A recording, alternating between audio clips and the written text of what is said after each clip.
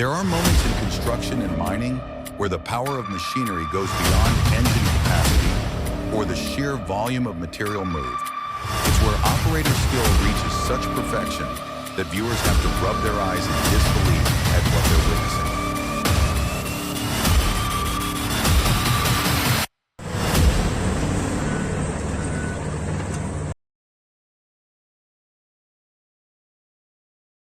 Amid cracked walls and sagging roofs, the excavator doesn't simply destroy, it performs a delicate farewell dance with the ruins.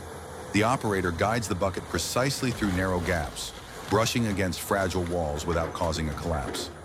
Each touch is calculated, as if performing a mechanical surgery. When the roof finally falls, there's no chaos, no thunderous crash, just a quiet collapse that feels prearranged, like the house itself knew it was time to go.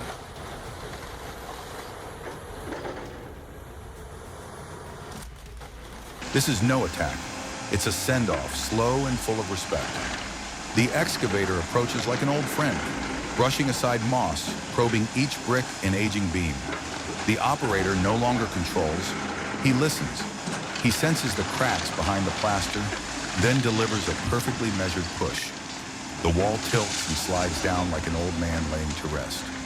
No drama, no violence. Just a quiet goodbye, as though the house itself had chosen to let go.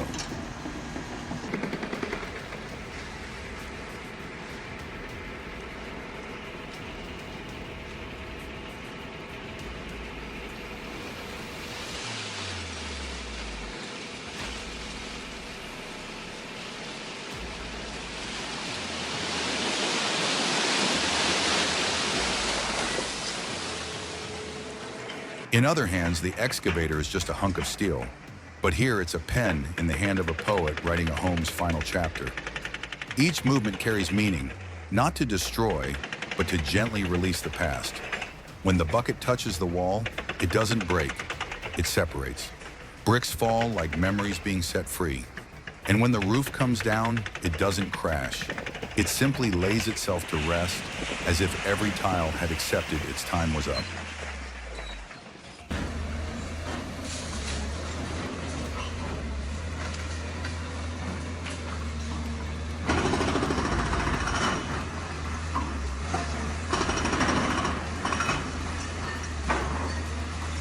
From a distance, it looks routine, but up close, it's a performance. The bucket swoops, plunges, then pulls back, like dancing with the ruins. The operator tilts and times each motion, letting walls slide off like loosened puzzle pieces. When the final wall drops, there's no panic, only admiration. Because this wasn't demolition, it was a well-composed ending, sculpted through skill, respect, and an uncanny harmony between man and metal.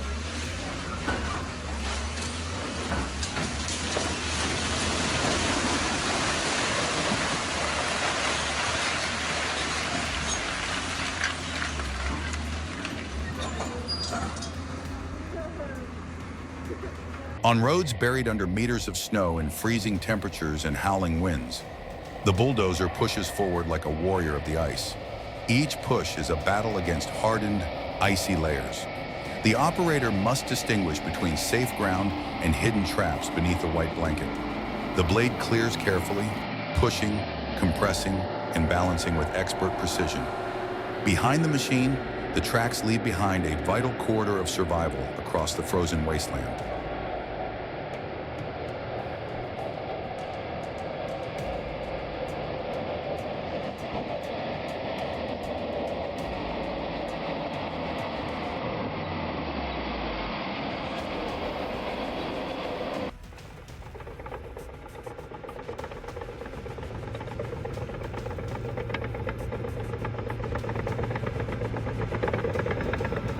On a road buried beneath meters of snow, where sub-zero temperatures and cutting winds pierce through every layer of clothing, the bulldozer roars forward like an ancient warrior armored in ice. Each blade strike is a clash against snow hardened like rock.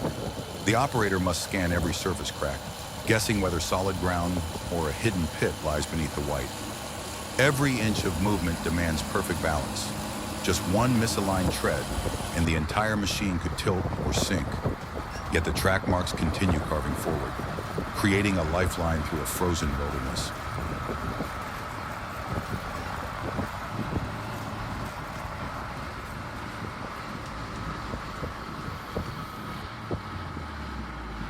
No stretch is easy. Snow pressed for days turns to ice, hiding mud, water, or fissures below. The operator constantly gauges terrain through the seat's vibrations and engine strain. On inclines, the throttle must be held just right, not too strong to kick up snow, not too weak to stall. Each meter one is a battle, not for the machine, but for the person behind the wheel, quietly fighting nature one silent command at a time.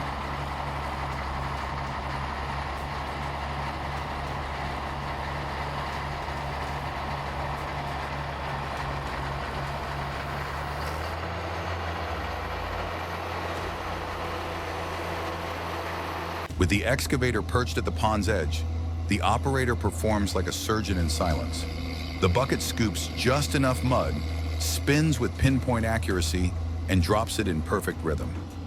Beneath the machine, the soft mud threatens to swallow its tracks with a single slip. Yet every movement is smooth, every pivot is clean.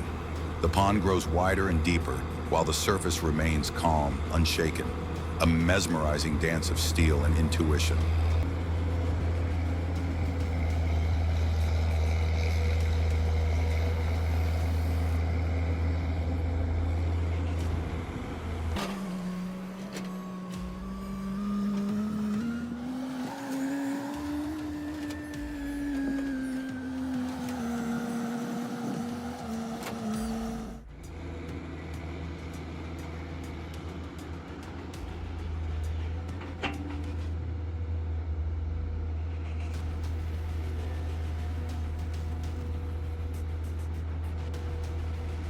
On the edge of a freshly dug pond, where the sludge below waits to swallow any misstep, the excavator stands firm, anchored like a sentinel.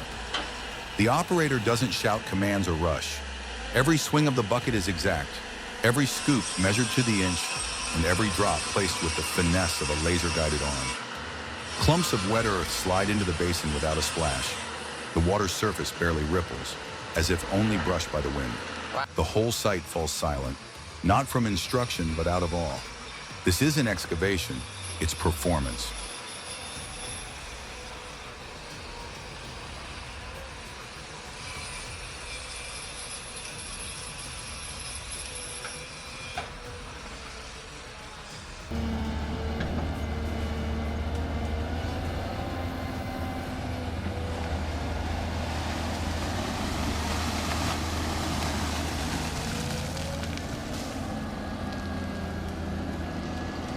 There are no shouted signals, no frantic gestures, just the soft hum of hydraulics and the wet hiss of mud. The operator needs no stopwatch. Every move is guided by touch, by feel, by the whisper of pressure through the seat and wheel. When the bucket releases, it doesn't dump. It floats, laying the soil like a painter filling canvas with deliberate strokes. The pond widens, deepens, yet the water stays calm. It's not just digging, it's mastery in motion.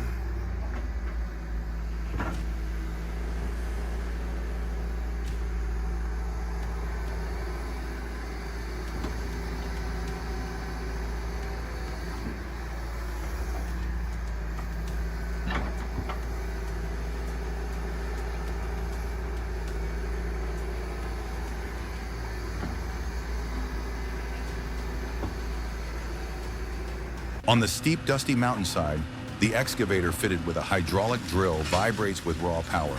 The arm stretches out. The spinning drill bites into the stone with thunderous rhythm. The operator controls every angle like a maestro. Any miscalculation could trigger a landslide. But with nerves of steel, they drill with steady hands. One by one, the rock face opens up, clean, deep, and terrifyingly precise. A brutal yet beautiful show of strength and control.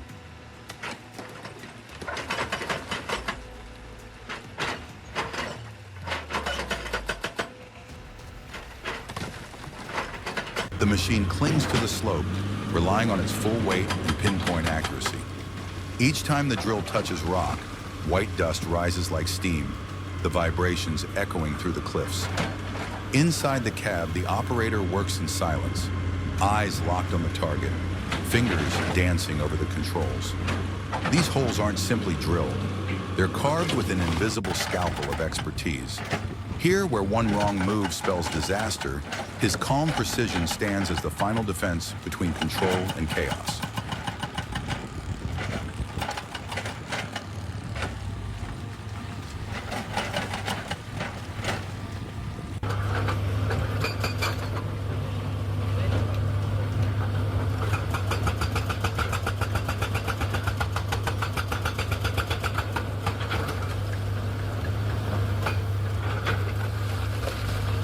A field once covered in wild grass and uneven soil is now a perfectly leveled canvas, all thanks to the bulldozer.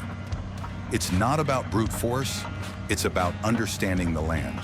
The operator senses every rise and dip, adjusting the blade by mere centimeters. Lift, tilt, press smooth. The result is a flawless surface, ready for foundations to rise. It's not just land clearing, it's craftsmanship in steel.